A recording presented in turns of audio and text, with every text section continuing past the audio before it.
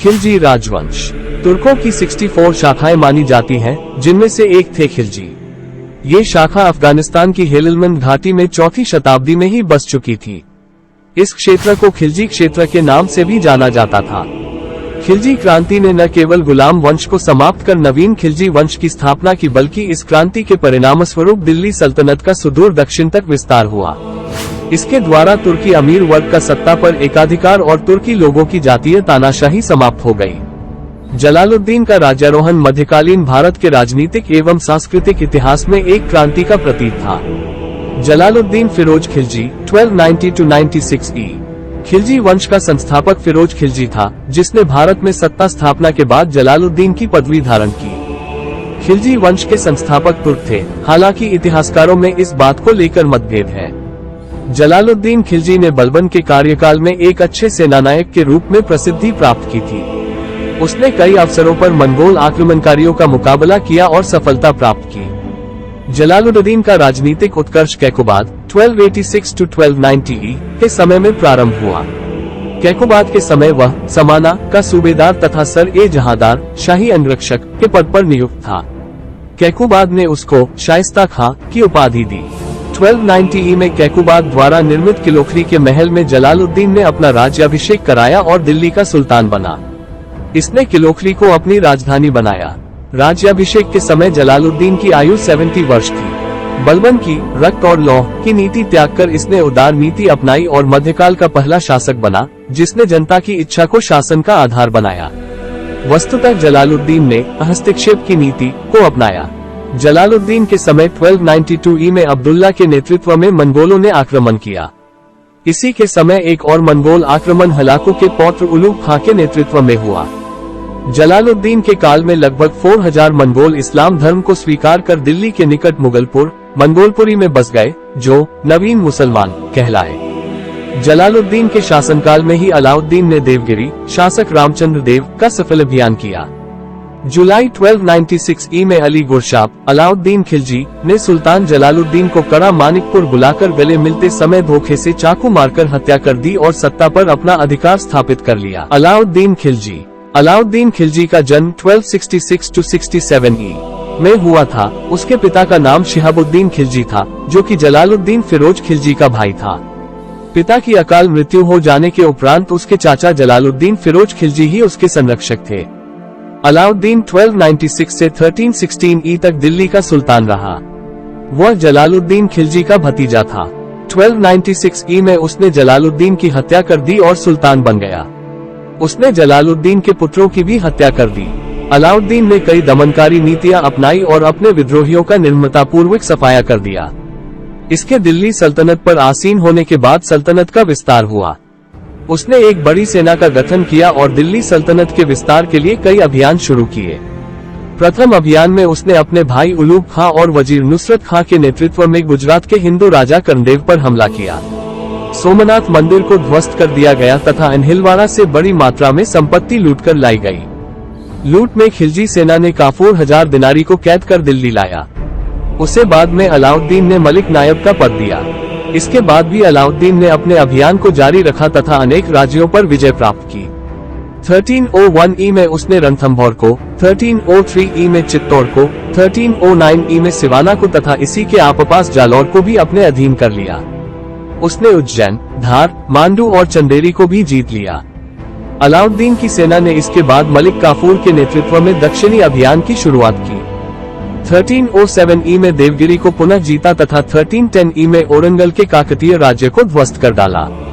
1310 ई में ही द्वार समुद्र अभियान की शुरुआत की। 1311 ई में द्वार समुद्र की घेराबंदी के दौरान बल्लालदेव ने आत्मसमर्पण कर दिया। इस प्रकार मुसलमानी राज्य कन्याकुमारी तक दोनों तटों पर पहुंच गया।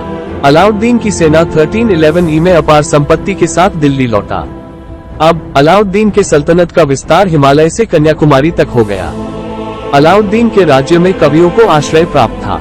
अमीर खुसरो और अमीर हसन को आश्रय मिला था। अलाउद्दीन इमारतें बनवाने का शौकीन था। उसने कई मस्जिदें भी बनवाए। अपने शासन के आरंभकाल में हुए विद्रोहों पर विचार करने के बाद अलाउद्दीन ने 4 कारण निकाले। 1. सुल्तान का अक्षम होना। 2. मद्यपान। 3. अमीरों की आपसी तालमेल। 4. बेशुमार संपत्ति। इन सभी कारणों को ध्यान में रखते हुए उसने कई कदम उठाए। शराब पीने और बेचने पर पाबंदी लगा दी गई, गुप्तचर संगठन बनाया गया और सुल्तान की इजाजत के बिना अमीरों के रिश्ते कायम होने पर पाबंदी लगा दिए गए। सभी निजी संपत्ति को राज्य के अधिकार में कर लिया गया। लोगों पर भारी कर लगाए गए और कर वसूली के सख्त कानून बनाए गए। अलाउद्दीन सैन्य व्यवस्था पर विशेष ध्यान रखता था। इसकी पैदल सेना को 234 रुपए वार्षिक वेतन मिलता था। सरकार की ओर से निश्चित मूल्य पर सामानों के विक्रय का प्रबंध था।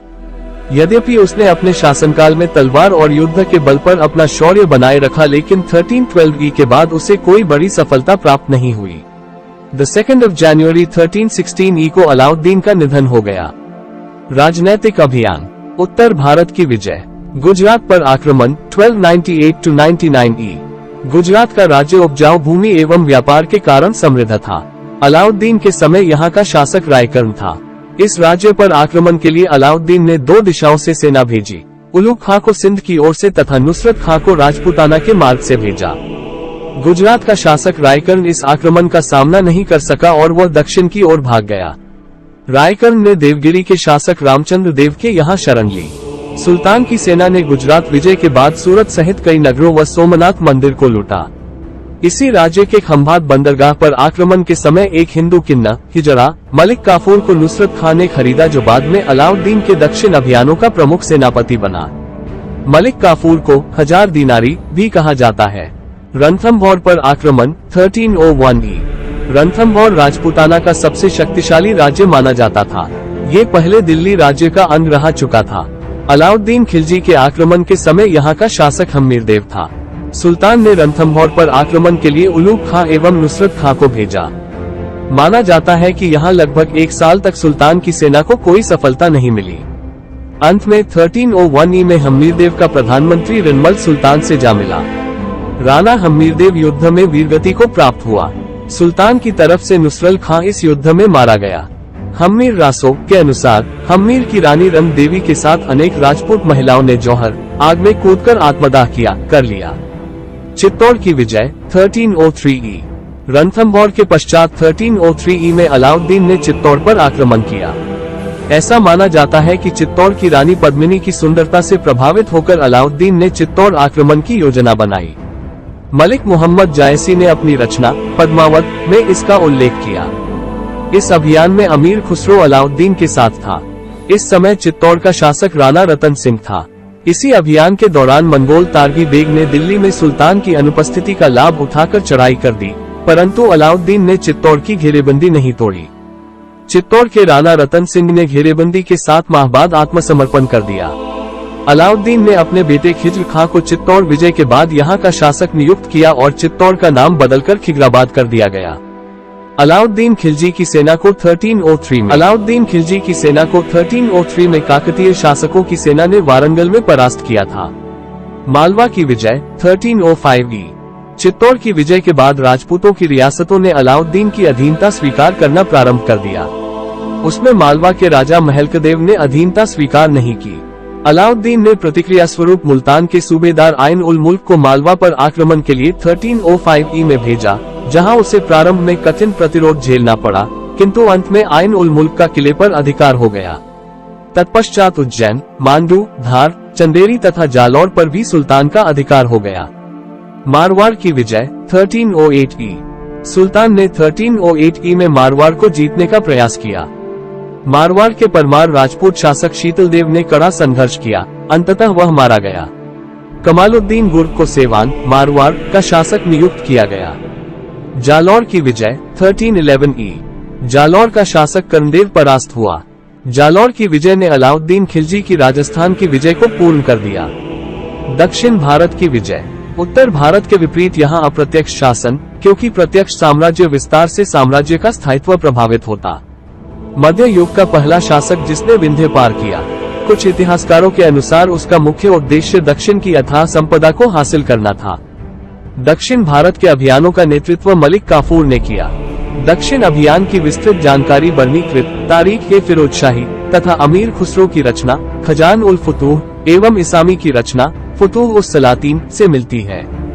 देवगिरी का आक्रमण 1307 से 08 अलाउद्दीन ने सुल्तान बनने से पहले भी 1296 ई में देवगिरी के राजा रामचंद्र देव को पराजित किया था। बाद में रामचंद्र ने सुल्तान को कर देना बंद कर दिया। साथ ही उसने गुजरात के शासक रायकर्ण को शरण दी थी। प्रतिक्रिया स्वरूप अलाउद्दीन ने 1307-08 ई में मलिक काफूर को देवगिरी पर आक्रमण के लिए भेजा। मलिक काफूर ने रामचंद्र देव को पराजित कर दिल्ली भेज दिया। अलाउद्दीन ने राजा के साथ अच्छा व्यवहार किया और उसे राय रायन की उपाधि दी, साथ ही उसका राज्य वापस कर दिया। इस व्यवहार से रामचंद्र इतना प्रभावित हुआ कि उसने फिर कभी भी सुल्तान के विरुद्ध विद्रोह नहीं किया। तेलंगाना वारंगल की विजय 1309-10 ई। 1303 ई में वारंगल के असफल अभियान के कलंक को धोने के लिए अलाउद्दीन ने 1309-10 ई के बीच मलिक काफूर ने नेतृत्व में एक सेना भेजी।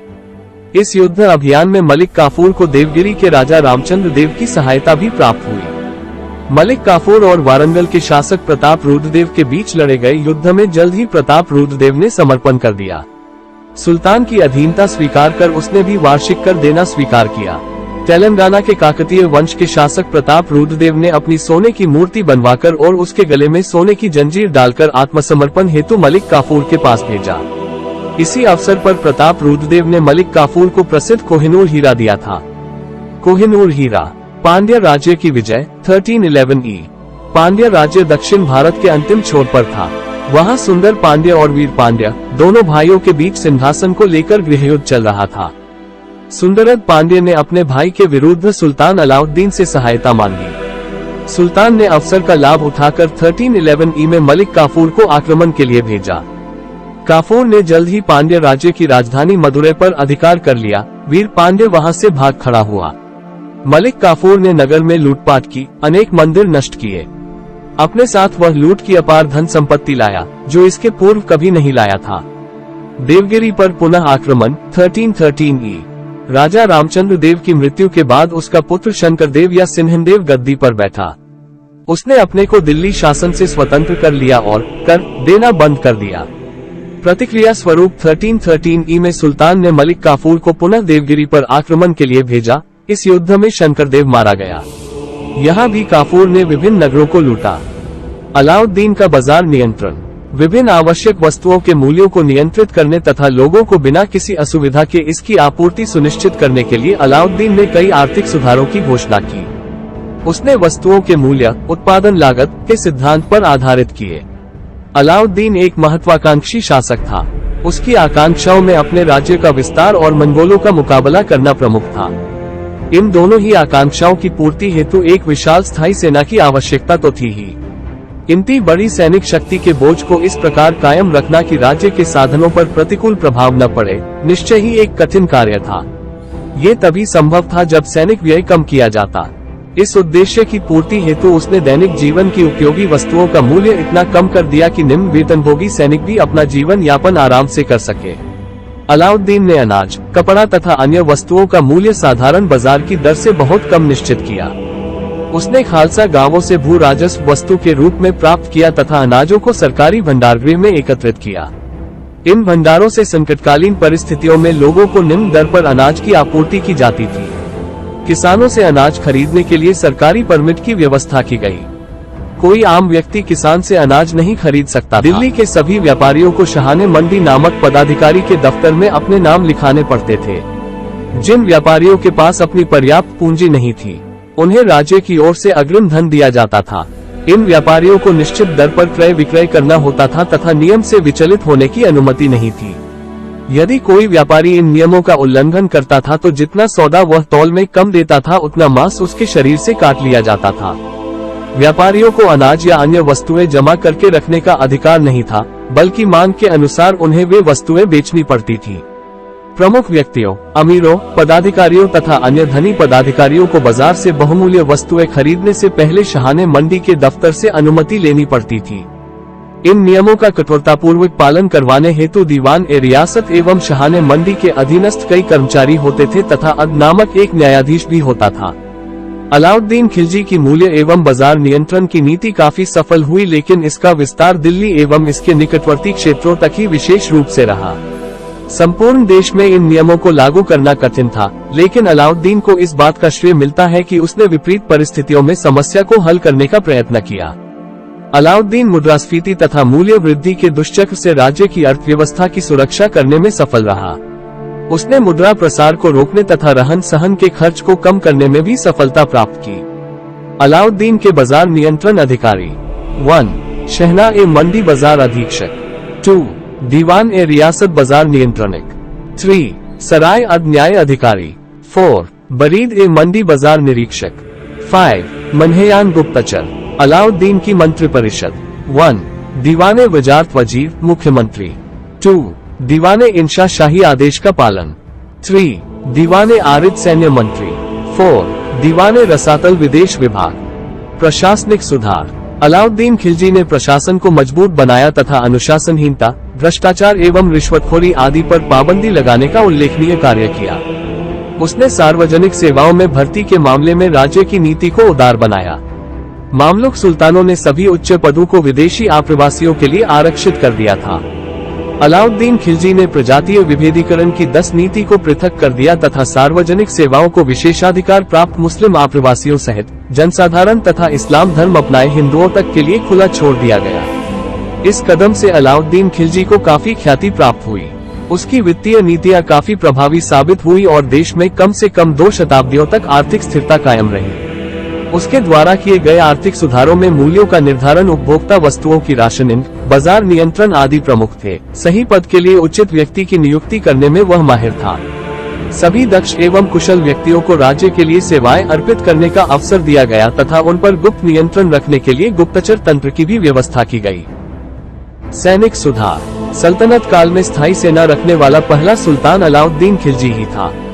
राजस्व संबंधी सिद्धांतों को कार्यान्वित करने, विजय को सुनिश्चित करने तथा मंगोल आक्रमणों से सुरक्षा के लिए स्थायी सेना का प्रबंधन आवश्यक था।